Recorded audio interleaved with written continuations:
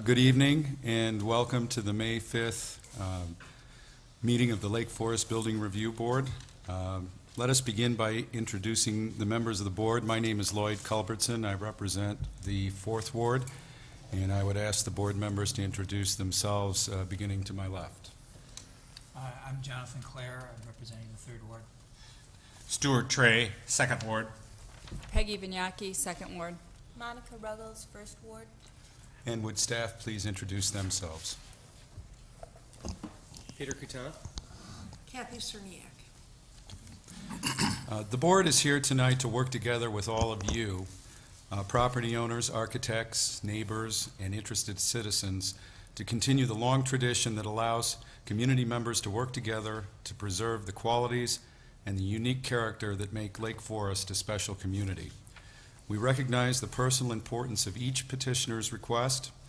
Our goal is to respect the requests of the owner while balancing the interests of the community as a whole to preserve, complement, and enhance its architectural character and heritage.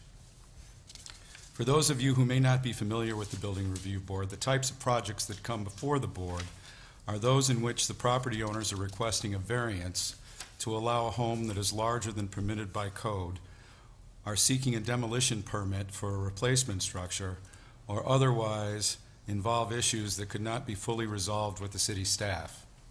It is important to note that over 95% of building permits are issued by the city without the need for board review. Thus, the board typically deals with the most challenging and sometimes controversial projects. The City of Lake Forest is committed to conducting open and fair meetings. To achieve that goal, the board has adopted meeting procedures so that all parties will be provided an opportunity to speak. These procedures are outlined in the agenda available at the back of the room. This meeting is also broadcast on cable television. Speaking on behalf of the entire board and city staff, our objective is to provide a review process that is thorough, fair, and without unnecessary delay. The first item on the agenda this evening is the approval of the minutes from April 8th.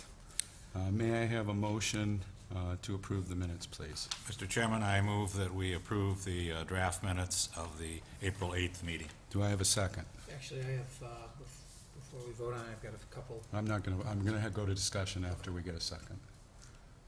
May I have a second, please? Second. And is there any discussion, comment, amendment to the minutes? Yes, Mr. Chairman, I've got a couple of typos, and I don't know if that's even worth talking about this evening, but there was, on page 2, second to the last paragraph, seemed to end without a complete sentence. I wondered if there was a thought missing in that paragraph, or in that paragraph at the last. Okay. Does it, Well, it reads, he stated that the board has attempted to balance the need for signage to attract customers while at the same time maintaining the character of the business district by, period. So by something. Okay.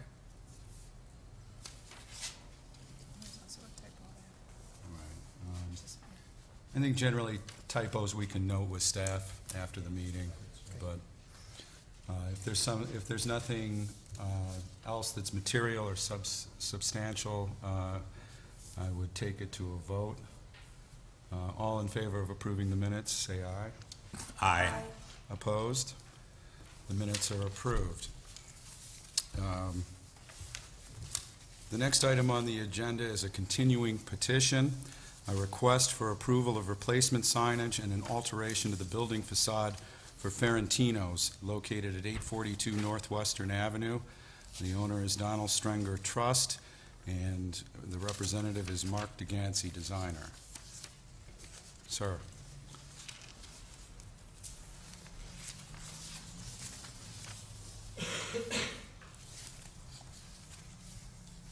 Good evening, everybody. Again, my name is Neil Vanderwilt. I'm standing in for Mark DeGancy. Do you need to spell it, or? We have the last one. Okay, thank you. Just as opposed to going over the entire project again, I'd just like to, I guess, take some of the notes of what you guys have suggested and what we've done to alter it. One of the main concerns was the redundancy of the signage. We have removed, and I guess is there this, oops. Is there a pointer, or is it just use the mouse? The mouse is kind of, okay. We have removed the signage on the right-hand side. But we did feel that we should continue to keep the Ferentino centered over the door, just because that does show the entrance to the space. The columns have all been beefed up a little bit to give it a little bit more pizzazz. They're all 2 inches larger, as well as the trellis elements. We will also be putting 25-watt lights as opposed to the proposed earlier 75 to give it a more even dispersion of light over the entire band that we're proposing. And as far as that goes, I believe that was the extent of the things that you had suggested that we change. I will go through. This is what we have today. And what we're trying to do, again, we're trying to remove the awnings on some of the storefront to replace it with a trellis, again, and outdoor seating. Front elevation. The columns will in fact be tapered. They do not show at this point. There will be Tuscan columns. I have a spec here in a second that can show you what we're proposing.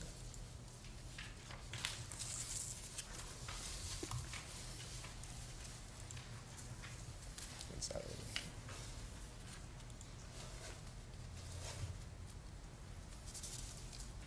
Just a typical Tuscan column, capital and base, with a taper of 2 inches from the bottom to the top. And again, the renderings do not show that, or the elevations do show that, but that's what we are proposing.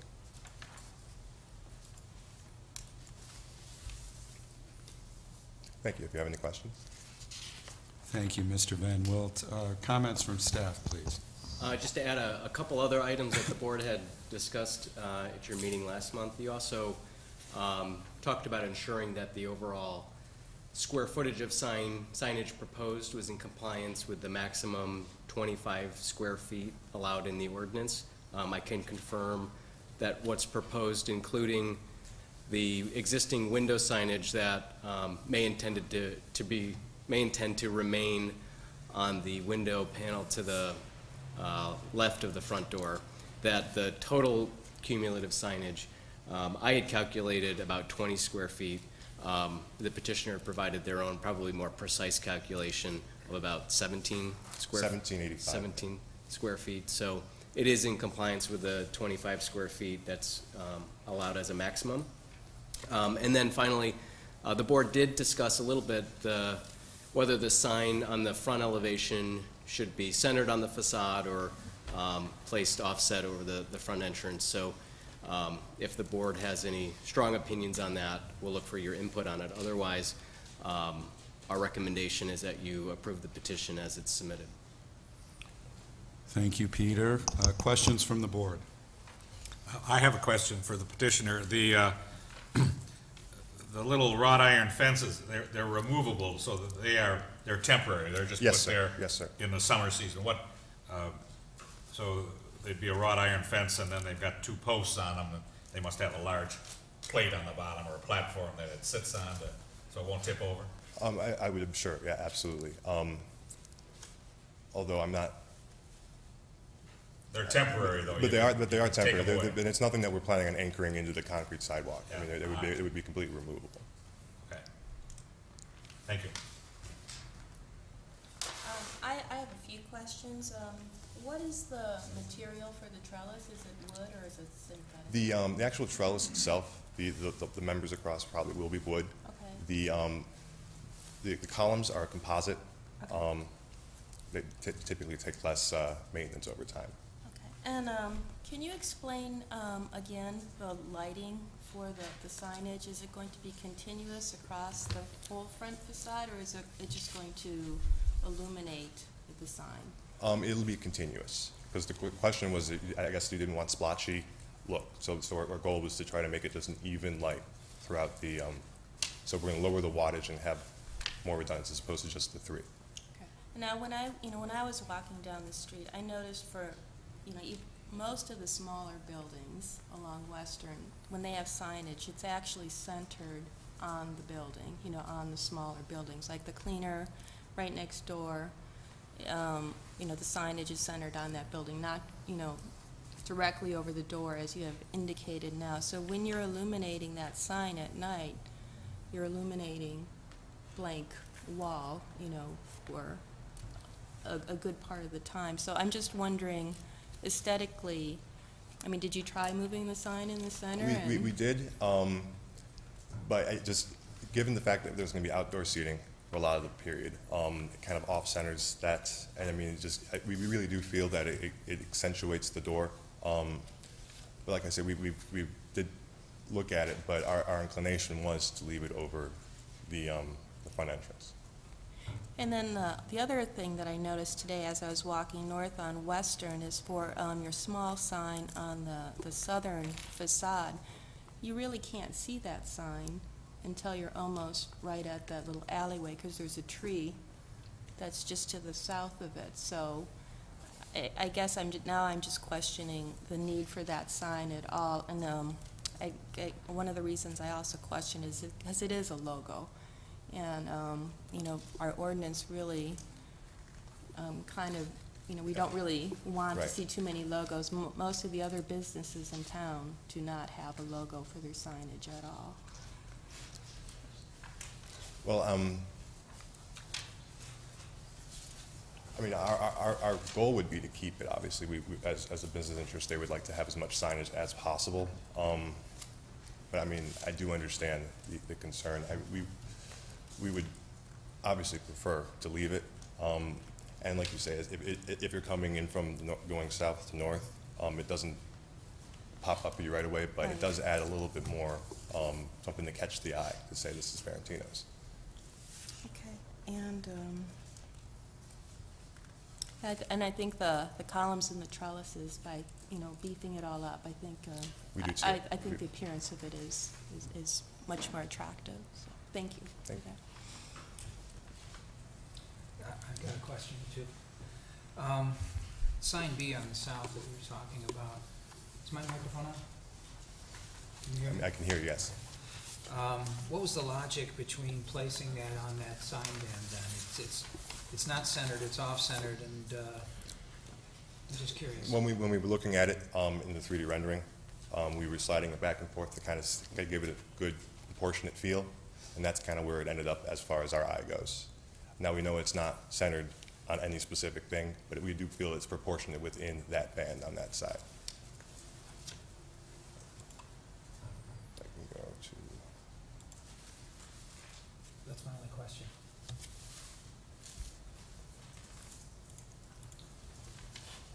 Mr. Van Wel, back to the lighting. How many fixtures are you anticipating along the trellis to illuminate these signs? I would say about 4 along the side, probably closer to 6 or 8 along the front, just 25 watt, just to keep it so we don't have dark spots and light spots. And those aren't in the No, plan? they're not. No, they're not.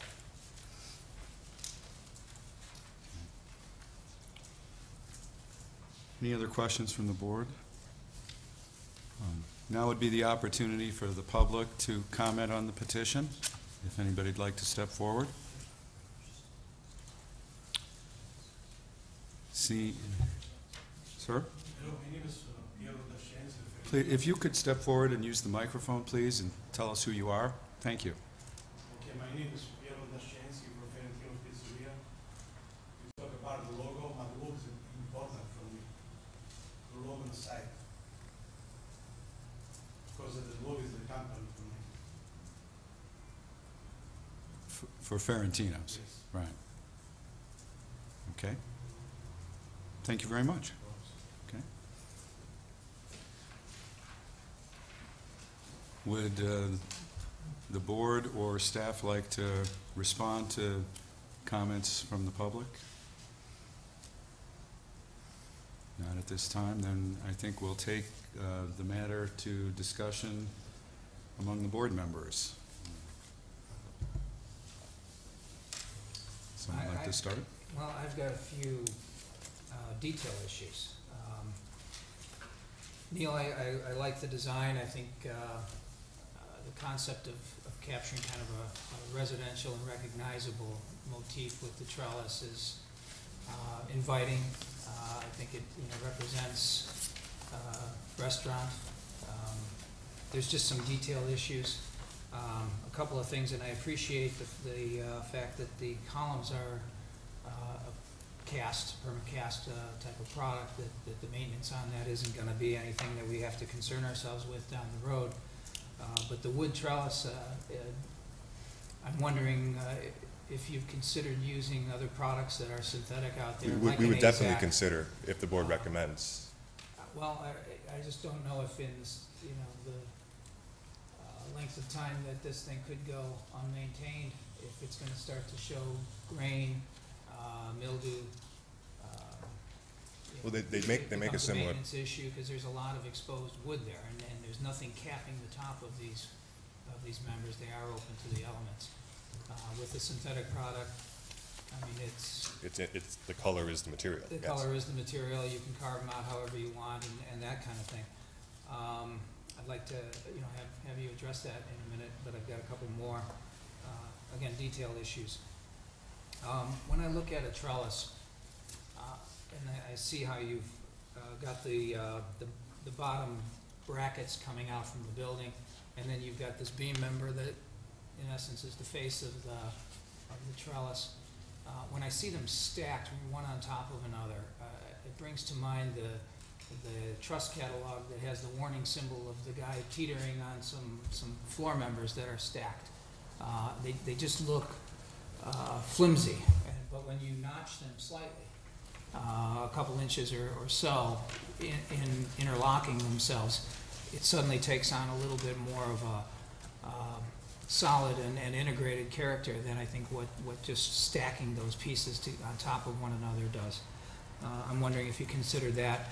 And then my last detail issue is how the east-west beam member that's along the south elevation, how that meets and joins with the one heading north and south on the east side.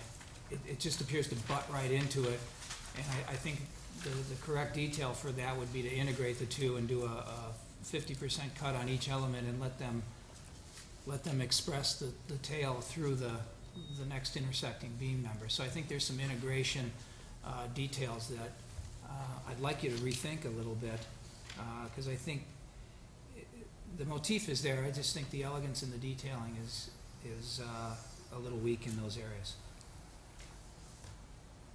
Well, I mean, we obviously played with it quite a bit, and given the fact that we have, a lot of the times you have a single directional trellis, in this case, in order to keep that band to wrap around the side, we're going to have two at the same elevation, two of the same that would be, so we have two, no longer just a single way. That kind of posed a problem. At one point we did, I think actually in the last presentation, we had the detail that you were looking for where they're actually integrated. But it brought these two elements up here, and it doesn't really show any other place. Obviously, that's what it shows on the south elevation, but it kind of was a little bit busy for that one little corner, and it Because there's two members intersecting two members. Yeah, and so by removing it, we cleaned it up a little bit, and that was at least the reasoning behind that. In the space between the two members, is that going to have a small piece connecting those two, or does it end? As I look at this south elevation, it dives into the first member, the ledger member that's against the building, but it's hard to tell whether or not that doesn't show it. It's shown on the straight on elevations. Excuse me. Yep. Yeah, right there. That little square piece that's right to the right of that a little bit there.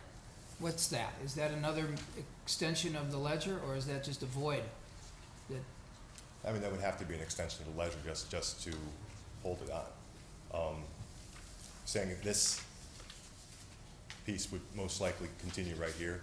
So at the point where we drop it, as opposed to having it come out like you're suggesting, that board would just end right there. So there would be a half piece Stuffed in there, in that absolutely. space.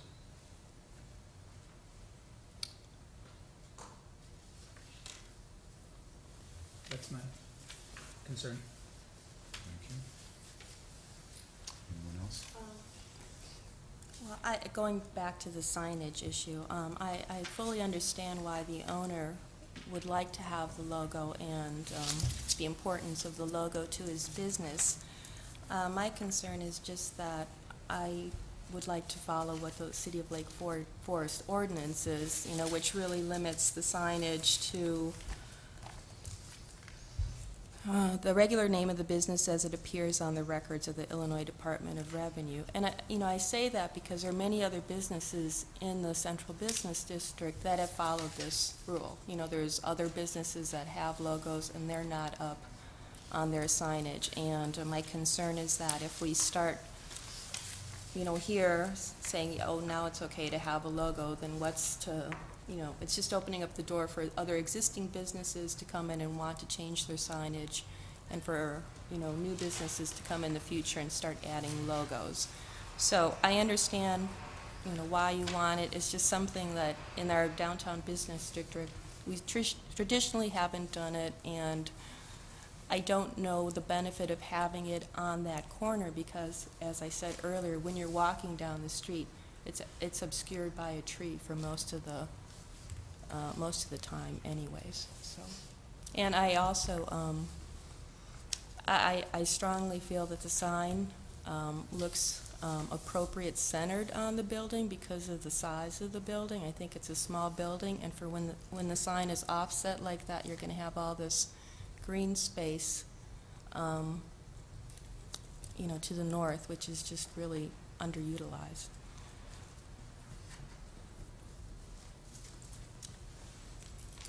To further that, I don't have a problem with the placement of the sign. I think maintaining it over the door is acceptable, and that's kind of concurs with our design guidelines. I do agree with Monica regarding the logo, and that was something I actually brought up at the last board meeting, that red sign in its entirety appears to be a logo. And our design guidelines say, you know, there may be some small use of logos, and maybe even that forward sign with that graphic on it would be considered a logo in itself. And our design guidelines recommend that in any case, no more than 15% of the area be dedicated to that logo. And this seems like if we're then allowing the second sign, which, I mean, obviously it wouldn't be open to further discussion on whether the entire item is a logo or not, but as I discussed in our last meeting, I'm not sure about the red sign in its entirety. Are there other signs in the window that could pick up the logo and meet the ordinance? Well, I think there's some window signage proposed that's the existing signage that's there. There is existing sandblasted signage, and this one pane would not be removed, so that would be, but it's not the logo. No. But it's. Would you be comfortable with placing the logo above the, I see they have the frosted glass below, but above that, and or on the south elevation? Is that Obviously, it something you gets consider? much more exposure on the south elevation, but absolutely, we would consider it. Again, it's whatever the board recommends. I don't necessarily have a problem with it.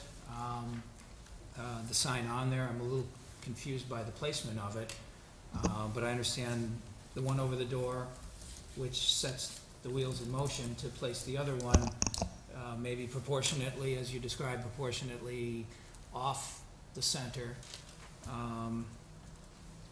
But I wonder, you know, for a compromise, if something in the windows with the similar or size and color and logo situation doesn't meet the ordinance and make the owner comfortable that his logo is being presented in the street, because it's a pedestrian area anyhow. So put something up high isn't maybe the right approach on getting it seen by people passing by either. You know, and I agree with what you're saying, because also, I mean, Harris Bank, they have their logo, and their logo is down at pedestrian level. It's like 5 foot, you know, so I've seen some logos on the street, so when you're actually walking, you know, then you can see there's a little logo, but it's not part of the main signage up on the top. It's in the window.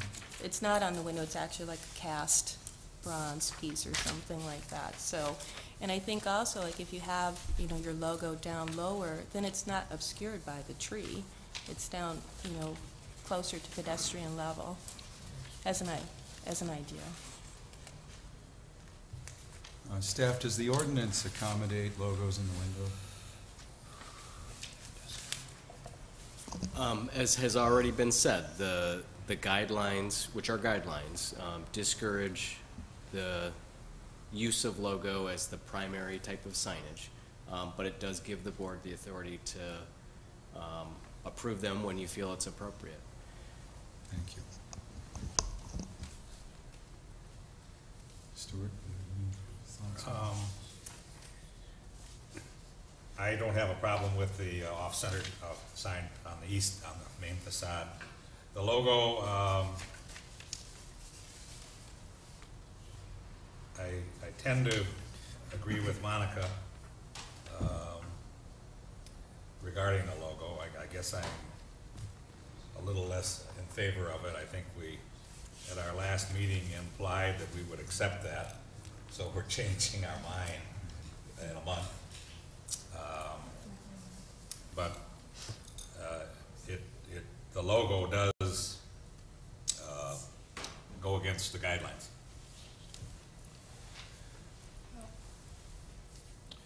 My opinion on that is that's a tricky subject, because the way Walgreens puts their name up, is that a logo or is it a sign?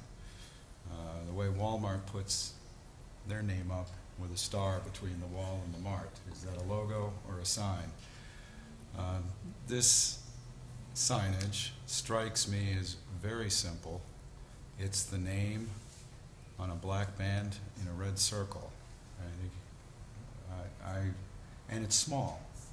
I would, my preference would be to construe it as a sign, and I would support the signage on the south facade. Yeah, in retrospect, I agree with you. I think maybe it's just I would say probably the intent of the design guidelines would just be like the chef's hat would be what that graphic image is really what they're referring to. So I think it would, as proposed, I would think it's acceptable. One thing that still troubles me, however, is we haven't really established the number of light fixtures, and I'm uncomfortable approving a petition where that question is open-ended. I laud the move to 25-watt, more subdued lighting and greater dispersion of the light so it doesn't look splotchy. But I'd like to know that there's a fixed number of fixtures, a set number of fixtures that's going to be employed. I mean, I would have to get back to you on that, fortunately. Is there something we can do working with staff to I contain think that issue? I think it's probably not uncommon that they don't know for sure at this point how many light fixtures would be necessary to provide an even illumination. I think what the board has done with other petitions that involve lighting is you could have a condition that, one, we would review what's proposed at the time that the permit comes in, and then after installation we can work with the petitioner to evaluate it at night and ensure that the illumination level is appropriate, that it fits in with the character of the business district there, and that gives us the ability to make adjustments if necessary. Is that agreeable to the board? Yes. Were there any other comments? I think what I'm hearing, Mr. Van Welt, is that, and correct me, fellow board members, if I misspeak, but the light fixtures, subject to staff's suggestion on how to get that processed, would be agreeable to the board. We're somewhat split on the signage on the south facade. I'm trying to do a quick head count, but I think we were 3-2 in favor. Stuart, I'm not sure I I understood would this. probably, because I don't have enough nerve, I'd probably go with the majority. Okay, very good. And then finally, I think, although the suggestion is made that it might be, you might want to center the the sign on the east facade, but I personally like it over the door, and I think that the property owner should be permitted some discretion in the matter as well. So I would submit that we're basically in favor of where you've proposed placing that sign on the east facade. Thank you. So, speaking to John's comments on the trellis, I think I think he raises a valid concern about ongoing maintenance of it as it weathers over time. We're absolutely flexible with going with the composite. Is that something staff would be would view favorably? Yes, we could work with them on the final Okay. detail. And although I'm not as sophisticated as my architect colleague here, I suspect he has some very valid suggestions on how to effectively construct the trellis and perhaps improve its appearance and maintenance. So I submit that you may want to take that under serious consideration. Absolutely. Okay. Are we ready to go to a vote? Would somebody like to make a motion with respect to this petition?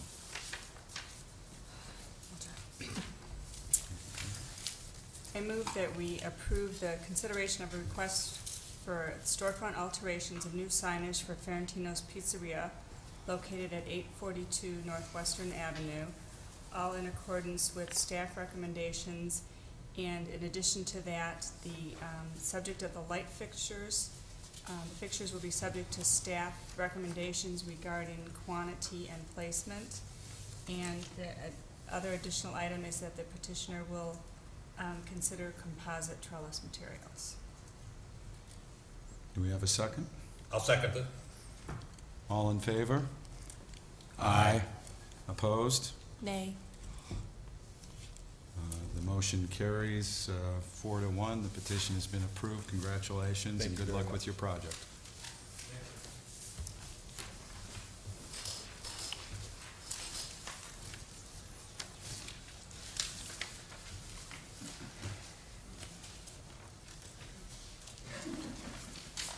The next item on the agenda is a new petition. It is a request for approval of the next phase of landscaping, which will occur along Sheridan Road streetscape near the newly constructed Lake Forest College Sports Center located at 555 North Sheridan Road. The owner is Lake Forest College, and the representatives are Cliff Miller and David Siebert. Gentlemen, welcome. Thank you.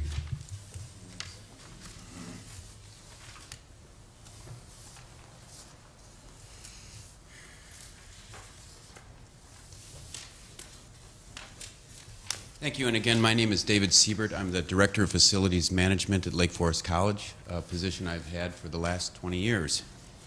And as usually happens when that sort of tenure approaches, I'm also here to give you a historical perspective. The project we're talking about is the continuation of the landscaping, or the continuation and the finalization, actually, of the project, which is the Sports Center addition shown in this gray area I'm marking here. This is a site plan to orient you Sheridan Road on your right, facing north and south. This is termed Maplewood Road. This is an abandoned easement from the city given to the college. So the project actually is the shaded gray area, is for all intents and purposes we're talking about when we talk about the project. The historical perspective I'd like to lend that in about 1992, a number of board members made up of your neighbors and members of the board of the college, funded a study of the college's tree population by Dr. George Ware of the Morton Arboretum. It was published in 3 volumes and gave a condition analysis of all the species, cataloged every tree on campus of any note. There are some that were obviously left behind. In 1994, I worked with Cliff Miller on the establishment of the college's master tree plan, which recognized the work of Dr. Ware and recognized areas that were in need of transplantation if the college was going to maintain its forested setting. There had been a number of years where the college did not have an aggressive tree planting plan in place, and essentially the report recommended that we make up for lost time by sort of jump-starting it. Since that time, I believe, as part of this plan, which includes North Campus, our Middle Campus, and our South Campus, where the project is located, we planted a neighborhood of 300 trees, many of which you can see on the campus that are now far beyond the sapling stage and are now actually doing quite well. This study that was done in the master tree plan was then incorporated in the curriculum of the environmental studies class, where they actually took the CAD drawing that represented the actual settings of all the trees and updated it with replacements and new information. So it's an active and living part of the college and the college's curriculum. Can't see that very well, but this is part of the master plan presentation that was made to the Zoning Board of Appeals in March 24th of 2003 that addressed the issue of campus landscaping. And obviously you can't read the last slide on the right for some reason. I apologize for that. But the principles of that master plan, located on the lower right corner, is reduce the visual impact of parked cars, selective removal of non-native species, continue reforestation and creation of groves of trees, and the continued implementation of the master tree plan, which you saw in a few slides earlier. This was an idea that we also incorporated into view sheds and areas that we tried to treat as different types of landscape on the campus, which ultimately evolved into our own form of identity, such as I'll show you here on the early discussions about the entries of the college at the North, Middle, and South Campus entrances. The one on the far right was the far left was a very early representation of our intent at the intersection of Deer Path and Sheridan Roads. This is the intersection of College and Sheridan Roads. While these are not what was actually built, this project was brought before the Building Review Board, discussed and approved to what you see today. And you can see that this is, while this photo was taken this morning, it is still filling out obviously in the spring. But it's a concept that we're trying to further, which is the creation and the maintenance of a natural landscape setting at the college and the incorporation of the signage and the identity of the college into the project. With this in mind, we had Cliff Miller of P. Clifford Miller. He's a principal there. He's the owner. And I have worked with members of the board and other volunteers that have worked with the college on establishing the landscape proposal that we are going to present to you now for the landscape surrounding the Sports Center addition. And with that, I'm going to turn it over to Cliff.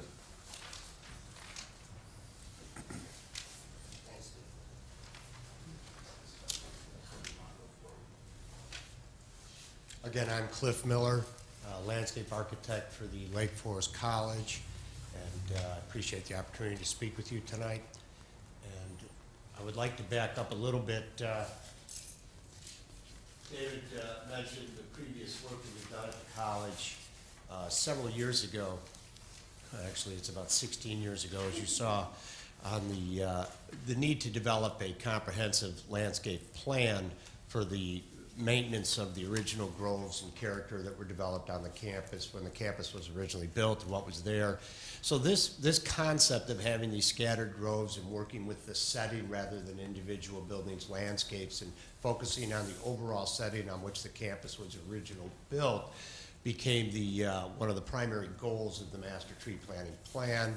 That is again referenced in the master plan of the college that was presented in 2003 to the city.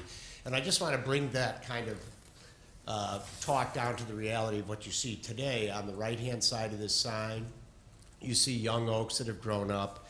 that were planted several years ago. You see signage that, of course, wasn't there just as put up, what, 2 years ago, David? So what we've done is we've developed a landscape vernacular that we're using at both south, middle, and north because they're fairly disjoint. Certainly South Campus has a completely different set of architecture than you'd find at middle or at north. And so we were trying to develop this rhythm to the various areas, and by doing so we used as a guideline the original intent of the 94 tree planting plan based on the 92 tree recommendations from George Ware at Martin Arboretum with Tom Green, and then as part of our 2003 master plan for the college as a whole. So this setting of scattered oak groves, signage matching, and trying to bring these entrances to, you know, a sense of continuity, and actually this picture is a little difficult to read that in because of the shade thrown on the sign, but the plantings that are around these signs, the groves across the other side of the entranceway, you'll see a grove of oak that's not in this picture, but that idea of lawn and groves really is a defining feature for the college, and I think that represents some of, quite frankly, you see Young Hall and North in the background there. Some of our best views on the campus and on Sheridan are these open space vistas, Glen Rowan for sure on the other side of this. And so that's what we chose to maintain, that's what we've chosen to rebuild and to restore on the campus. So using that as a backdrop, we move forward with that same thing here on the landscape plan for the for the Sports Center addition. And I'm not going to get into the actual individual elements of the plan here. I'm going to just move forward because I have the plan in a slide later, but I wanted to show you the idea here, and you can see it on the right side of the building and throughout it, that there are scattered trees that bring us into that same grove situation that we have at the other entrances. I'm going to move through this. You can see north of the road, there's a grove. But I would like to just show it for more of what you see on site, because I know the plans, pretty pictures, all of those look good, but I want to give you an idea of what we're actually dealing with. We identified, before we started the process, we identified trees that were capable of being saved and went through with the relocation of several trees. These sugar maples here, you can see, very large project, large trees, but we wanted to do what we could to make use of the materials on site without just cutting them down. There was a grove to the north of the Sports Center addition, before to the north of the existing Sports Center, which ultimately had to come down to allow for the construction of this, and that was really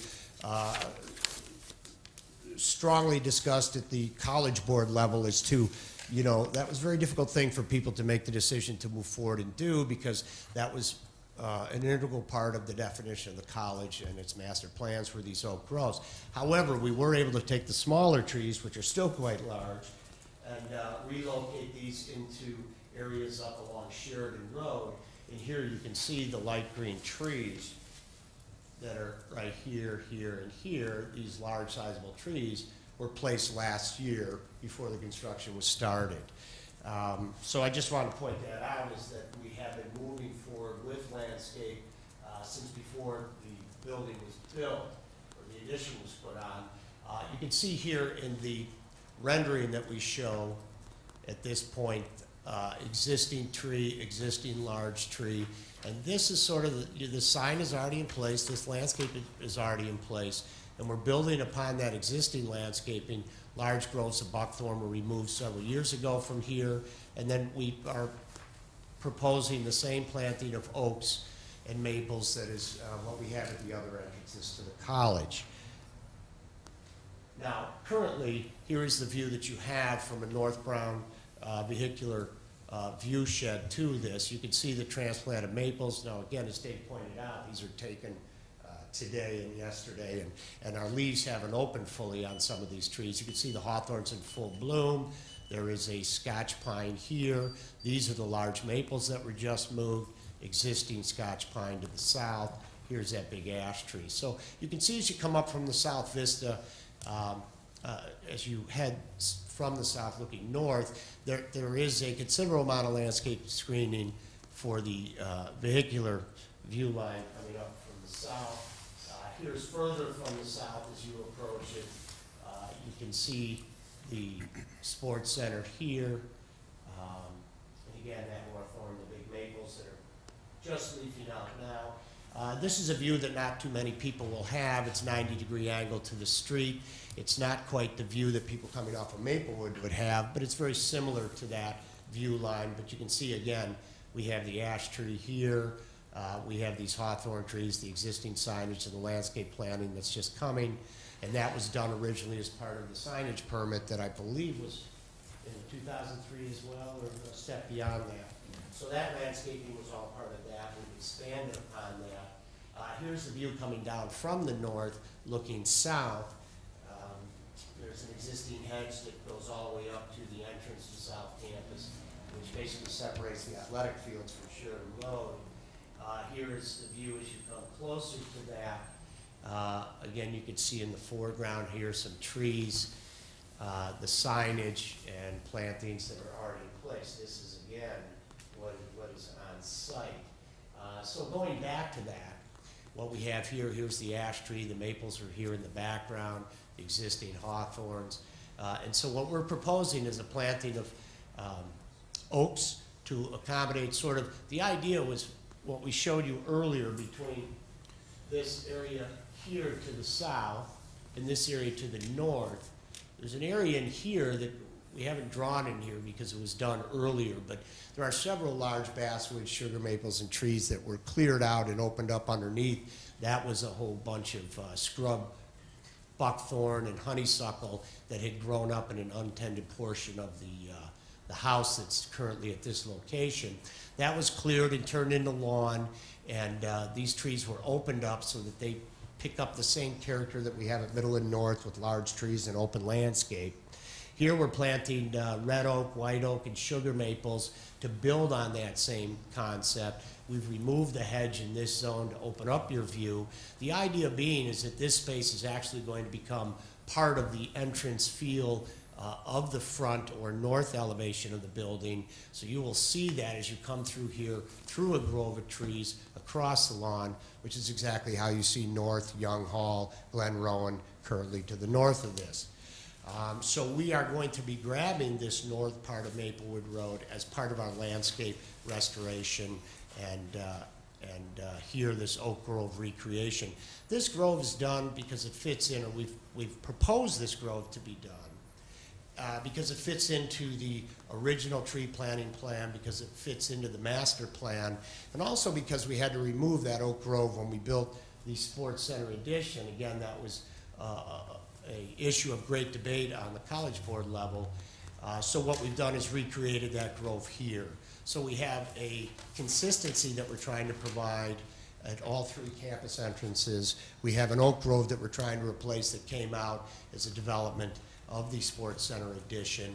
And we have an expansion of the existing plantings that are in place and that you can see in these previous photos. Mr. Miller? Yeah. We allot a fixed period Sure. of time for the presentation, and All right, you're well- exceeding. So if you could just move towards a wrap-up, we'd appreciate it. Oh, sure. My apologies. That's pretty much it. So if you have any questions. My timing was impeccable.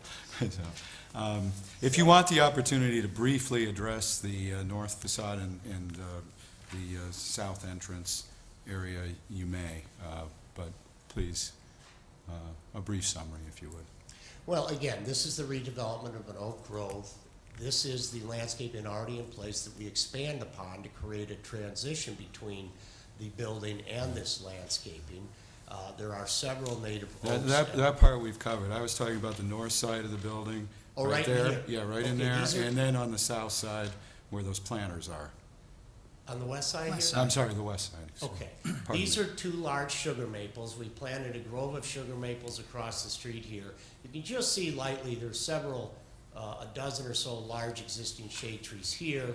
We again are planting oaks. This planting that's all through here basically replicates this planting, middle entrance and north entrance. Again, a sense of continuity and a vernacular that we're carrying throughout the campus. That's also the case here. We have an ornamental tree underplanted with ornamental perennials and such, the same sort of feel that we have there, and this is exactly more of the same. So, Great. quite simply, that's what we have. Great. Thank you very much, Mr. Miller. May we have comments from staff, please? Thank you, Chairman Culbertson. Ms. O'Neill did prepare the staff report but was unable to be here tonight, so I'm going to fill in for her. As Mr. Siebert talked about, this is really another phase of an ongoing effort to reforest the campus, enhance landscaping in various areas. It's not the last phase, but it is another phase. From the staff perspective, and based on previous board comments, we really focused most of our attention on the landscaping on the Sheridan Road streetscape. And we believe that landscaping really needs to do three things: screen but not hide the building, to enhance the entrance to South Campus. This really has almost served as a backdoor to the campus.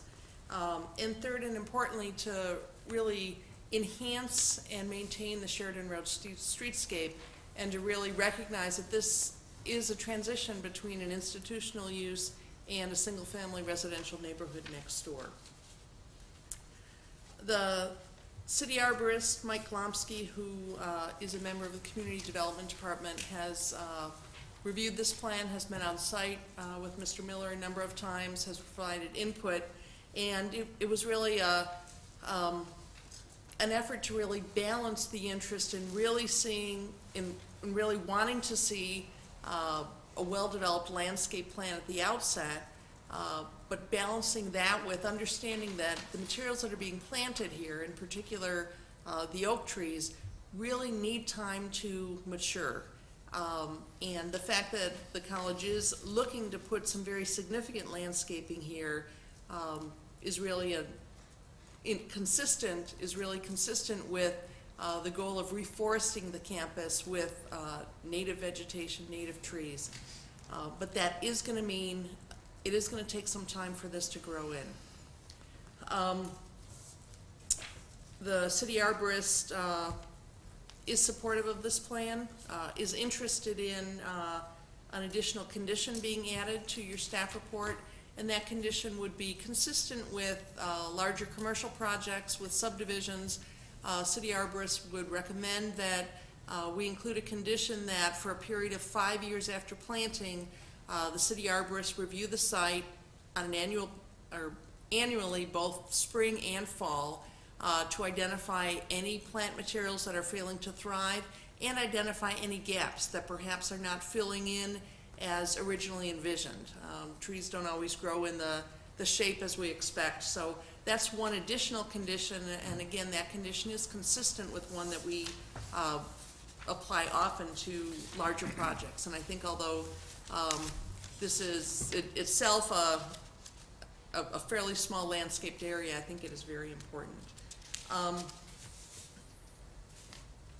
The north side of the building, staff focused less attention on this side of the building, but we did note that since there is a grade change there, and the windows of the lower level really are an attractive feature to the lower level, we want to be careful that that northern boundary is not too heavily landscaped. So I think that's why you see a condition that says, let's give this some time. Maybe there's some ground cover that needs to be put in, but if you're actually in that lower level, it really is a nice feature to be able to look out, see the trees, and actually see the sky from that lower level.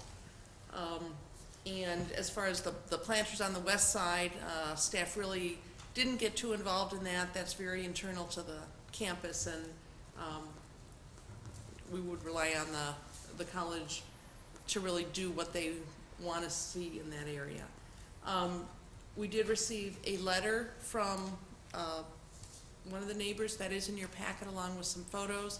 Also received some other calls from neighbors. Heard some concerns about really making sure this landscape thrives and provides the really enhanced streetscape and enhanced entrance. We also heard some other concerns that are not directly related to the landscaping, but I do want to take a moment to respond to those. The issue of drainage at the intersection was raised. There is some grading that needs to be finished up on the site. The plantings obviously need to be finished. There is some repaving that needs to happen.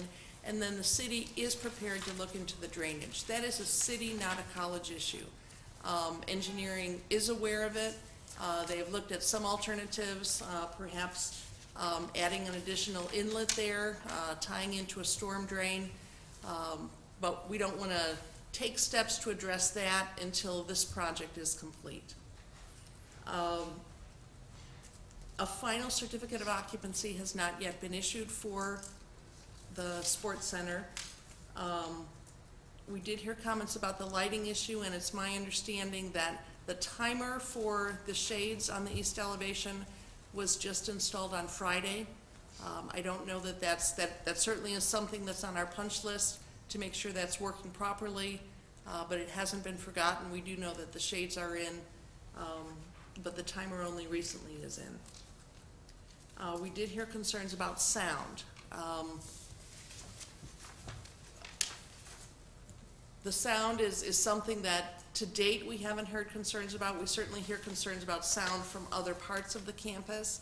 It's something that we will look into with the college and evaluate as we've done with other projects. We can ultimately bring in a sound engineer to evaluate, but we really need to look into that a bit more. It is not possible to completely eliminate any background noise that is going to come from this facility, but we certainly will look at options.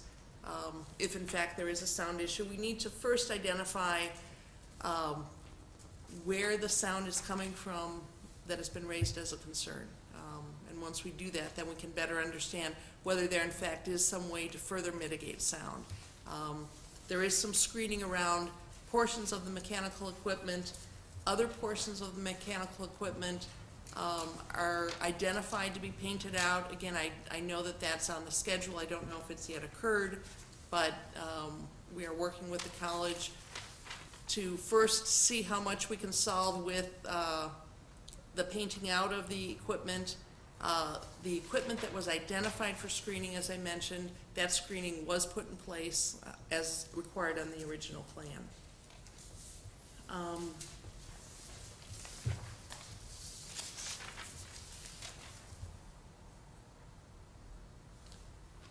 I think that concludes my comments for right now. Again, we do recommend that additional condition in addition to the conditions that are already recommended in the staff report. I would be happy to answer any questions. Thank you, Kathy. Questions from the board? Yes, Kathy, you didn't comment on the visual aspect of the heating and air conditioning equipment, and then they've got some vents up there, and he shows in his picture. And I recall at the meeting, the architect assured us that these would not be visible, and obviously that hasn't happened. So what does the city intend to do about it? The screening that was identified for the HVAC systems has been put in place on the roof. On that lower roof, there are vents. The college has committed as a first step to painting those out. So we are working on that lower roof, I believe is the area where some type of attention is still needed. By lower roof, there's two HVAC units that I can see in the neighbor's letter, or in his photograph. And there's a lower one and a higher one. By the lower one, they're addressing that, they're not doing anything about the higher one? The HVAC system on the upper roof was screened as required in the plan.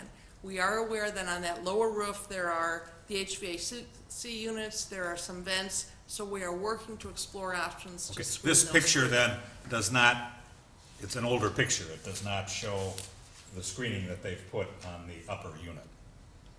Is that what you're telling me? No, that picture is current today. Well, then Some I other can see that units were HVAC, screened. it's not screened. Correct. Some other units were screened. These are areas where we do need to work with the Yeah. college And, to, and we were, that was part of the, I think, part of the permit to go ahead, that those would not be visible from ground level. And I think that that has to be lived up to. Kathy, if I may ask a question of staff, I understand staff sensitivity, and I'm sure the board is sensitive to the issues of drainage, lighting, and sound, but are they germane to this particular petition?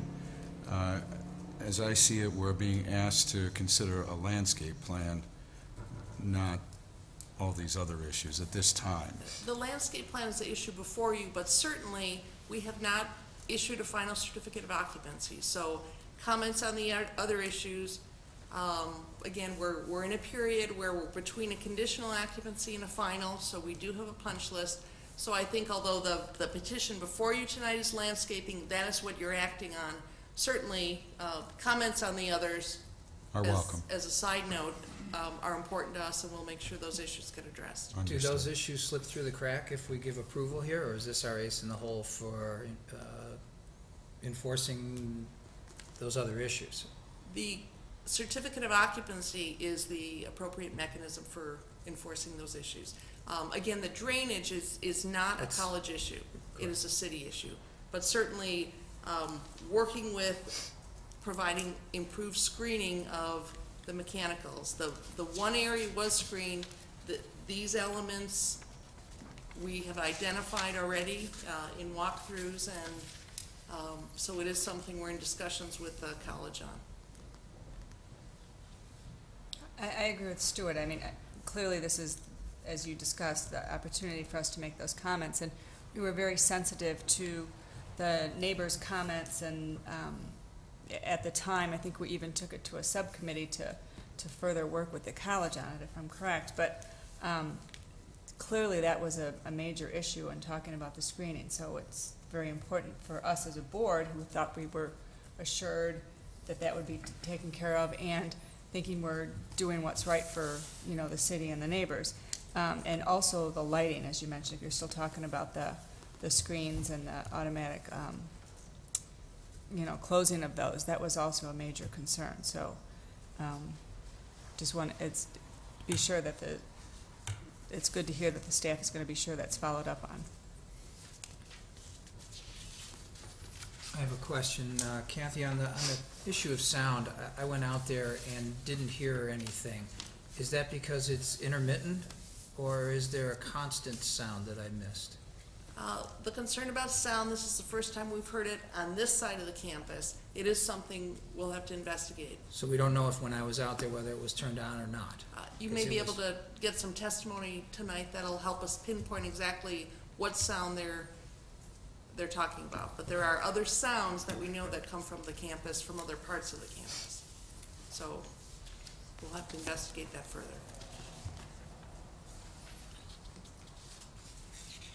I have a couple of questions about the landscaping, actually. What's that? I think I understand that you're planting oak trees because it's in the context of trees that are located elsewhere on the campus. How are the ones that you planted a few years back doing? Well, are they thriving? Are they failing? Have any been replaced? As David alluded to, we put in a few hundred trees at this point, the majority of which are oaks.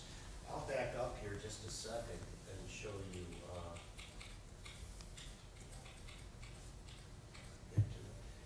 Here on the right side of the sign, again, it's early in the year and oaks leaf late.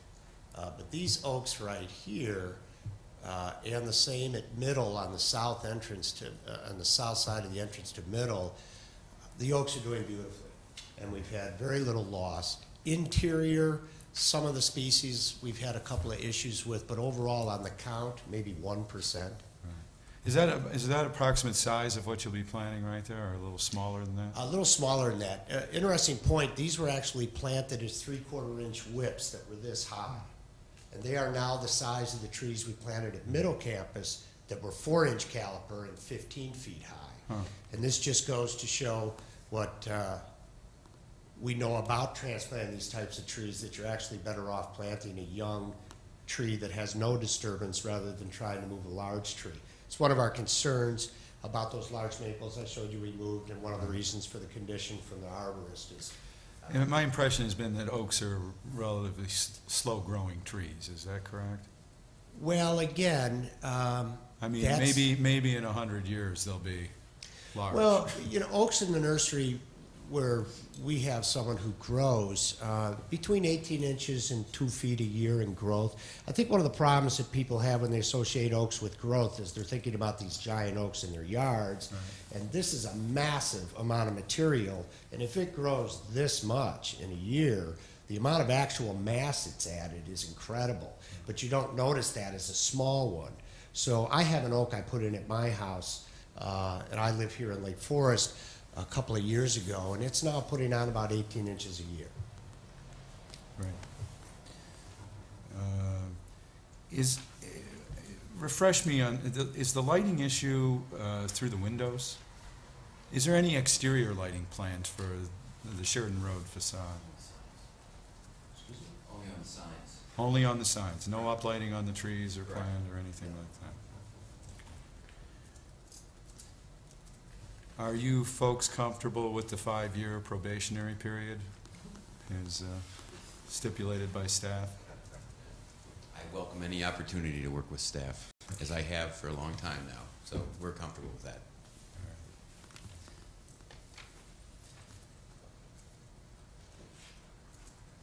Any other questions of the board? Is there a fertilizing and maintenance schedule on all these trees to improve the growth? Or do they just get planted and you guys hope for the best, or is No, there, actually, the trees that, you'll see them still, the newer plantings we literally bought out the supply of gators at a outdoor warehouse and put those on with student workers and keep them filled all winter, or all summer. We don't regularly fertilize, but I think, you know, to echo what Cliff said, we've had very little loss and very robust growth of the trees that we've had. We just make sure they get watered. And Clifford, are we concerned at all about the ash borer on this ash tree that's the biggest and most prevalent tree out there? Well, it certainly would be a concern, but as to whether it would in fact succumb, I can't speak to that. We do know that the ash borer is here. We do know that ash trees are, you know, being removed currently by the city. I think they took out 100 last year. So it's certainly an issue, but as to whether, it's like the elm trees we have in town. I mean, Dutch elm has devastated us, but again, I have a magnificent one in my yard. Some go, some don't. So certainly it may in fact succumb. Can I follow up on that? Sure. Would there be any intention of treating it with imidacloprid or one of the other ash borer prophylactics? Well, we haven't looked at that at this point in time. I'm sure that was something the college may consider, but that is not part of the proposed landscape plan at this time. We pretty much have kept an active dialogue with, at the time was Peter Gordon, who was the city arborist or whatever, that we talked to about these procedures. We haven't acted on some of them. Actually, our greater concern is the oaks. It's sort of the ashes might be an unfortunate, we're doing what we can, but trying to maintain the oak forest as much as we can. Right. If the ash were lost, would there be a replacement policy enforced? Yes, it's part of the landscape plan, and this landscape plan would be on file, and we would require replacement. I've got another question. Please go. And I've got a list of questions, and then during the comment period, I'd like to maybe have more discussion on some of these, but right along the curb, I think one of the most unsightly things that struck me was the condition of the curb off of Sheridan Road. Some of the utilities that are there that are just, and they're directly across from the driveway, I believe, of the person that we have the letter, and I was surprised they didn't mention it in their letter, that there's a transformer and it looks like a phone box that are just, they're on angles, they're right there. That's a pretty unsightly little collection of green boxes, and I wondered how you might consider addressing those. I have done some preliminary work on looking into what do we do about these, because I'm not happy about them either. As a matter of fact, I believe the one on the southwest corner of the intersection of Maplewood and Sheridan is within probably 12 inches, 18 inches of the road. Mm-hmm. It not only is it an eyesore, it's arguably unsafe. I've talked to the utility companies about them. As a part of this project, it was just very complicated and expensive. I've talked to the city about maybe perhaps I can enlist their aid, but I'd like them out of there as much as anyone else. It really detracts from that intersection more than any single thing, I think. In those boxes in particular that you showed, Clifford, are those are in the right of way, so you have no, Right. Actually, way the of other landscaping pole those? that you saw has nothing on it. Wires go up and come down. They don't go anywhere. okay. I've, It would be. And I'm not, so the poles are the poles, I mean, I'm not that concerned about that, but down at street level, the transformer and, yeah, no, not, the there's a transformer down on the cable ground box level. there too. On the so. cable box, or phone. Yeah, and the other slide, yeah, it shows it a little better. It's very difficult to work with the utilities, given the number, like that pole at the intersection actually has ComEd, AT&T, and Comcast on it, all of which participate in the pole and are tenants of whoever owns it.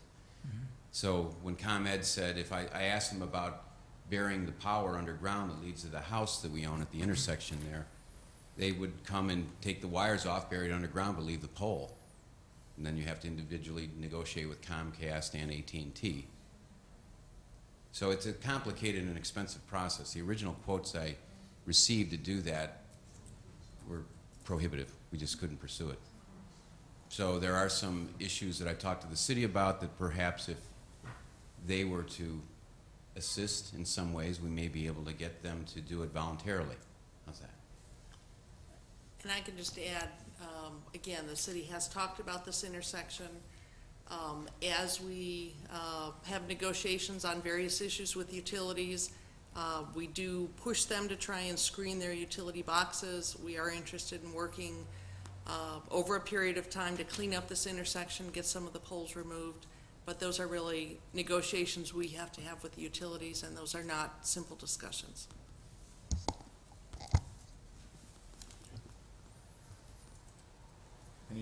Any other questions from the board? Now we'd invite the public to comment on the petition if they so please. I'm Yolanda Hoffman, and my husband is here also. We live on the southeast corner, What is your address, please? 845 East Maplewood Road. We're right on the corner, right across from the new building. Thank you. Welcome, Ms. And Sullivan. first of all, that drainage is very bad there. There's a huge puddle after every rain, and the city is going to take care of that. I am concerned about the crowd that will be coming in when there are events there for the gym, when they have basketball games. That entrance there on Sheridan Road, I don't know why you put that there, why there's an entrance on Sheridan Road in the new building. You won't have a walkway there. I see that there's just a small, cement area there. What is that for? Ms. Hoffman, if you could just simply make your questions, make your comments and ask your questions. Okay. We'll make note of them, and then the petitioner will have an opportunity to respond. Why there is a doorway there on Sheridan Road in the new building. Will people be coming out of that doorway, going, around the new building to the parking lot? I think it was a year ago, there was a talk about having a parking lot on the northwest corner. I don't know whether that's still in order, but I noticed that there are new plantings on that, according to this, new plantings there, so I don't know whether there's going to be a parking lot there on that corner. I hope not. But, I was concerned about that entrance of the new building. Why do they have it? Is it a fire entrance, or does anyone know about that? We will respond after you finish your comments. Okay. And let's see.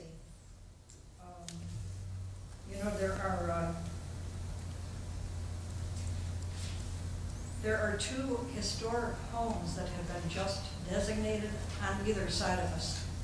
And I'm surprised that they aren't here.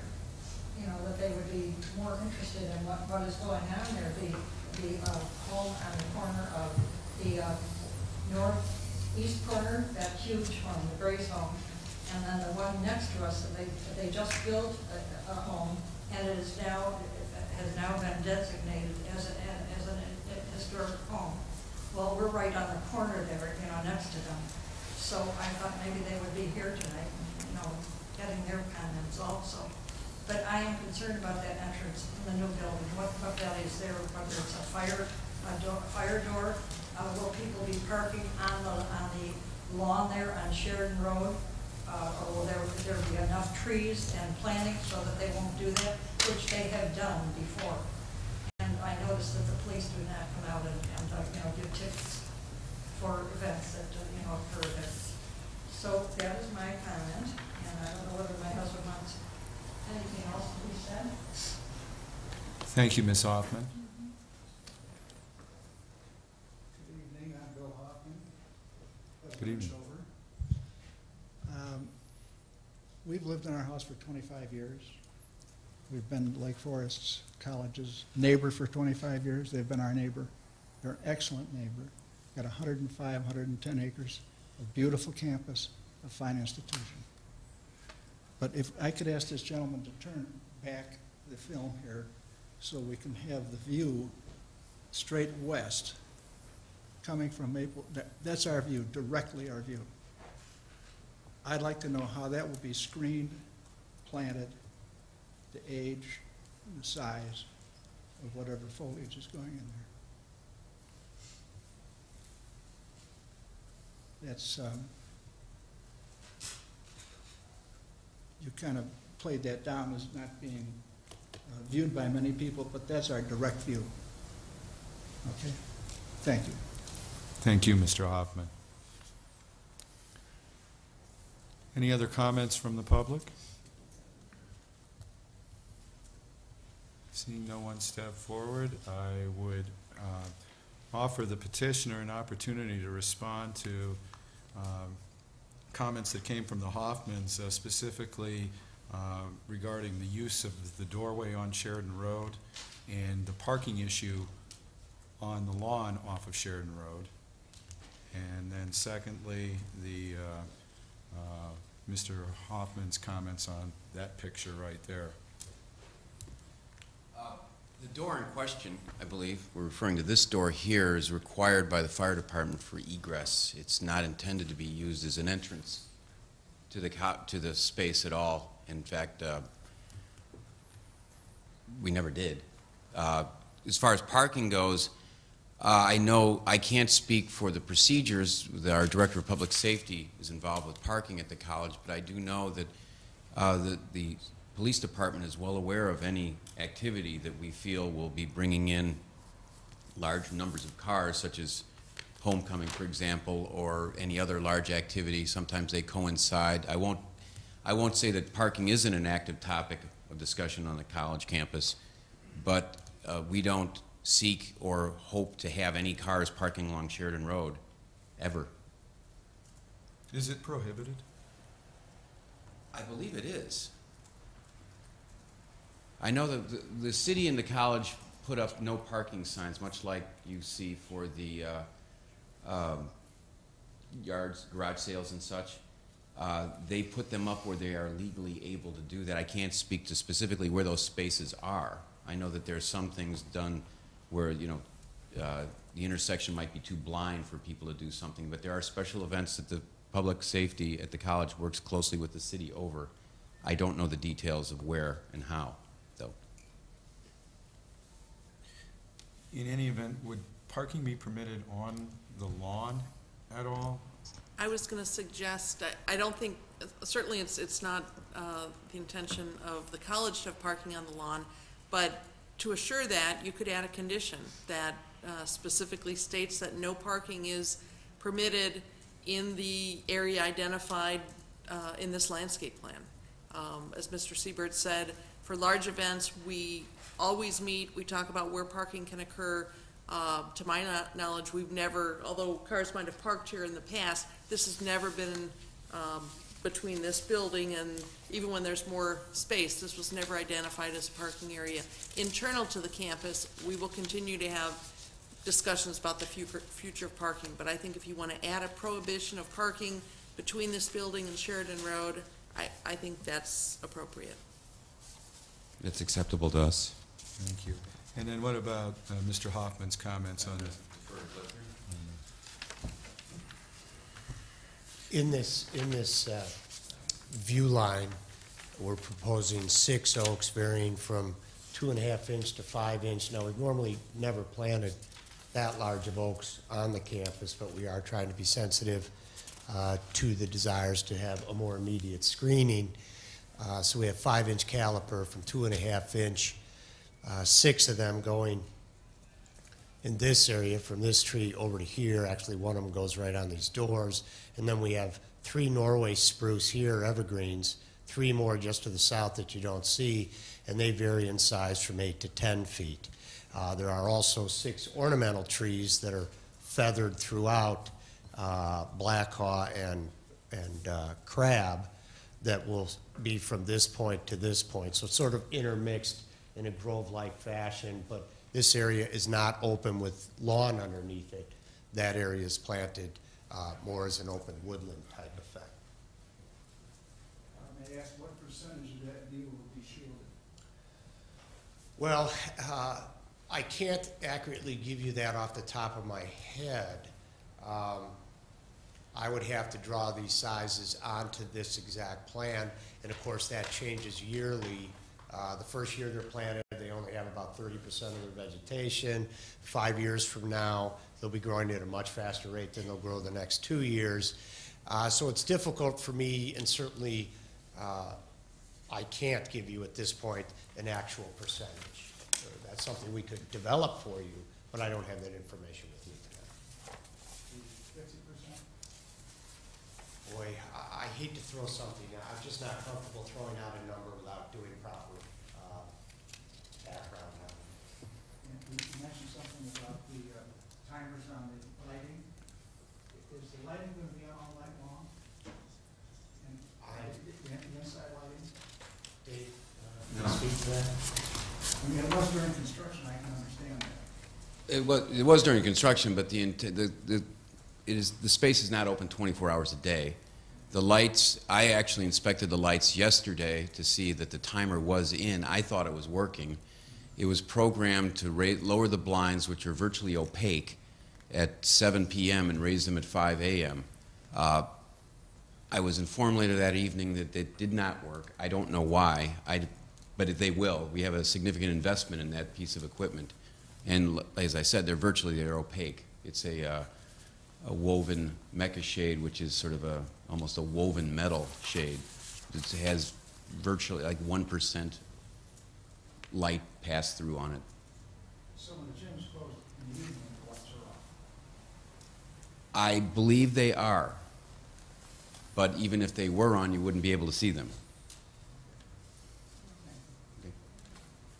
I have one more question. We're breaking with protocol here just a little bit, but I'll permit the comment or question if you wish to step forward to the microphone, please. When the trucks If you could step to the microphone, please. Thank you. when the trucks were going in and out of the, on Maplewood into the, to do the building, they went over our landscaping and on the corner there, and I was wondering if that was going to be repaired. It's right there on the corner of our home, on the southeast corner. So I thought maybe I would mention that maybe they could take care of that, because we have landscapers coming in now, and it's all the grass is all mushed, and there's mud there in the corner. So I would like to, present that to you also. Duly noted. Thank you very much. Staff, would you like an opportunity to respond to any of the issues just raised? Just a quick summary. We certainly will look at that landscaping, both have our city arborist look at it and ask the college to look at it. We do, as a standard practice, require repair within the right-of-way if there's been damage on neighboring properties. Based on your conversation, staff does recommend a condition that would prohibit parking within the landscaped area. You did receive clarification that that front door there, in fact, we had to twist the college's arm pretty hard to make him even put in that door, but it was something, given the size of the building, that needed to be put in, would not be used for events. And then recommend that you add the 5-year guarantee period. Thank you. Thank you. Now we'll take it to the board for discussion. I'd like to address the Hoffmans a little bit as well, and I'm glad you brought up that slide that we're looking at there, because that was one that passed by me quickly, and when I went out to visit the site, I did look at the building from that perspective and wanted to know myself, how is that somewhat spotty landscape that's existing going to be enhanced by what we're presenting here tonight. So I'm sensitive to your property as well as the Safrans. I think they wrote a lovely letter. They've got a beautiful home there. I think their concern about the lighting has been addressed and the drainage has been addressed, and I think we're here to discuss the landscaping. My concern about the sound, though, is I didn't hear it, and I just wondered, you know, who would buy a house on Sheridan Road that was offended by sound, because it's going to happen down Sheridan Road. So I don't know if it's happening at night, if it didn't happen when I was there, but I couldn't hear anything. So hopefully that isn't an issue, or maybe it is on an occasion, but I don't know how to address that. As far as the building and their screening that's on the roof of some of these vents and mechanical systems, I agree that, you know, painting them out might help, because right now they're shiny metal, and I don't know if they patina over time into gray or whatever, but they were unsightly. I didn't notice them. I'm surprised they weren't addressed earlier on, but I'm afraid that it is a nice building. It's good architecture, good design, and these little unsightly features, if we start to screen them without being sensitive to architecture, we could end up throwing the baby out with the bathwater. So I wouldn't just willy-nilly say screen these, and if there is a structure, I think we should review it at this board level. But hopefully painting it out, and hopefully the landscaping that what gets added starts to improve the view lines to that. My problem, Clifford, is the Latin names of all the plant materials that you use. I'd like to see common names. I had to go to, I know some of them, the pines, the firs, the hawthorns and such, but I had to get to some of my books to figure out which are oaks and which are maples and stuff. So if we could in the future get common names, that would be helpful. I wondered about how the foundation of the building where it meets the grass is going to be treated. Right now there's exposed foundation and rigid insulation coming up out of the ground there. I don't know what the intention is of cleaning that detail from building to ground is. You might want to look at it. I see that there's some ground cover, and hopefully that spreads into that area. I understand why you're putting in a smaller caliper tree, that it does enhance its ability to grow quicker and catch up with a larger tree. And I understand the concept that you're integrating throughout the campus. I forgot what you called it.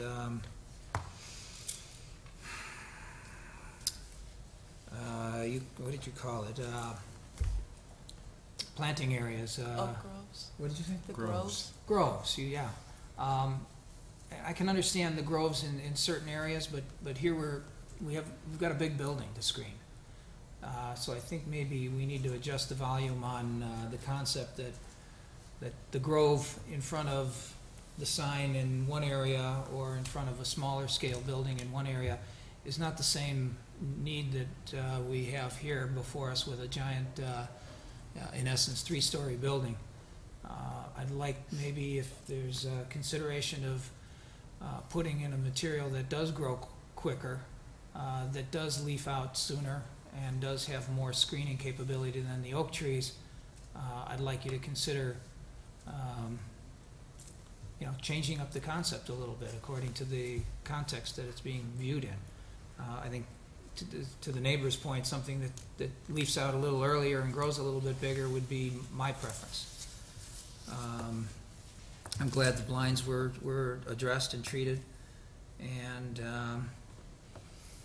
I'm just wondering if this is the last look we're going to have at this, and whether or not we should have some sort of working at staff level, making sure that the 5-year plan is enacted, that if there is any other suggestions about materials being used, that they get addressed, or if our vote tonight is just simply go forth and plant.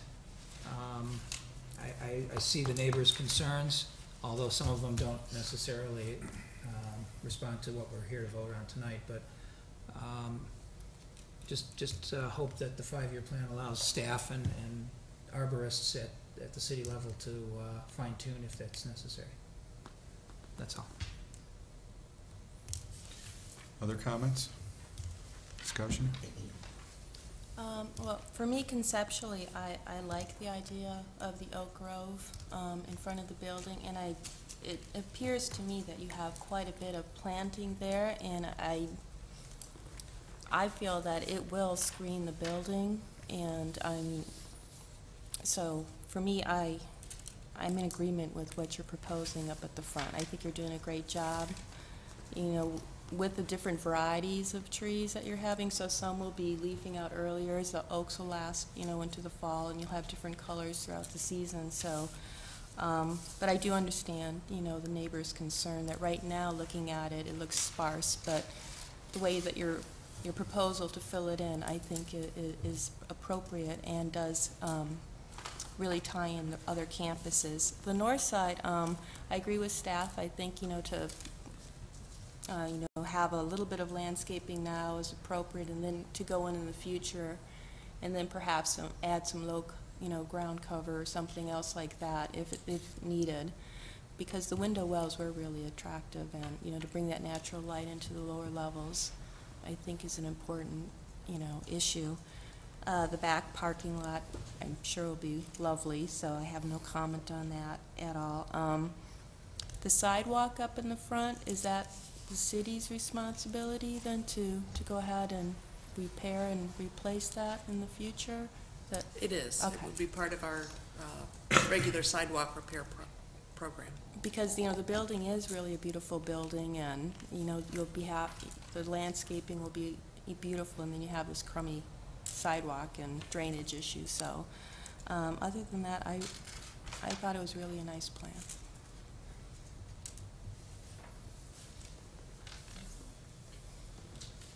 I have a couple of comments. And first, a question.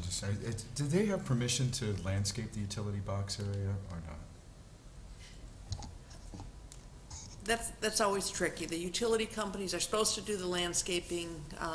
However, in the situations where landscaping has been planted around the utility boxes, the utilities haven't complained. So, do they have permission? Maybe that's not the right question.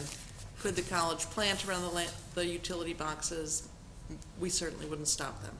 Could we make it a condition of approval that It's not their property. The utility companies could always remove it if they needed to access. So a better solution would be for us to get cooperation from the utility companies, but we can certainly work with the college and see what we can do to perhaps mitigate those a little bit without having them put landscaping in place that might be removed. So it'll be an area that we can focus on a little bit. I think John and Monica framed the issue of the plantings in that picture very well. Both sides of it. I think it would be nice to sprinkle in perhaps a faster growing species, so we could get, so the Hoffmans wouldn't have to wait 20 years to see that fill in. But by the same token, I appreciate the continuity with which you're approaching this, and you're trying to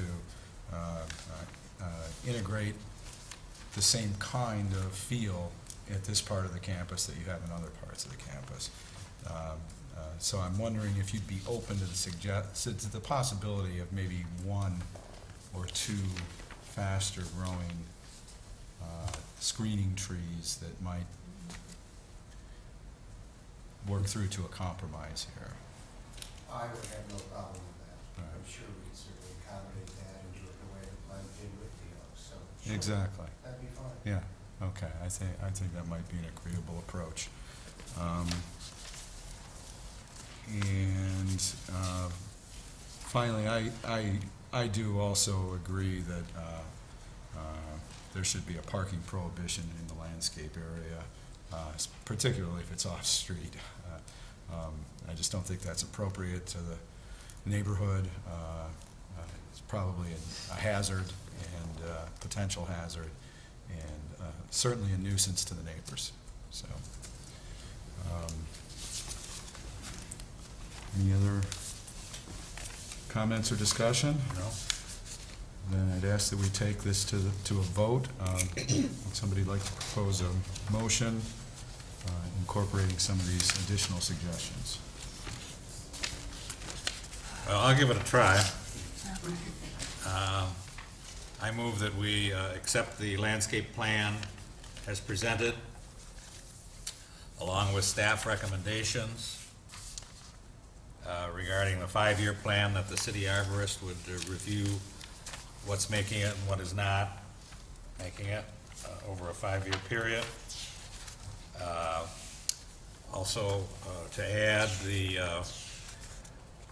a prohibition of parking on the landscape area between the building and Sheridan Road. I'm not sure how that can be accomplished. I mean, if somebody does it, they get towed away or something, I don't know, but whatever. It might be that they're just gonna do it anyway. And Enforcement isn't our problem. Yeah, okay, thank goodness, thank goodness. Let's see, have I left anything out? The faster growing trees. And perhaps the intermix of Oh, a couple of faster. an intermix, yeah, of a couple of faster growing trees, whether they be pine or whatever, I don't know, but that would be up to the landscape architect. Do I have a second? Second. Is there any further discussion? In that case, we'll take it to a vote. All in favor? Aye. Opposed? Hearing none, the petition is approved. Congratulations. Thank you for your cooperation in this project. Thank you as well.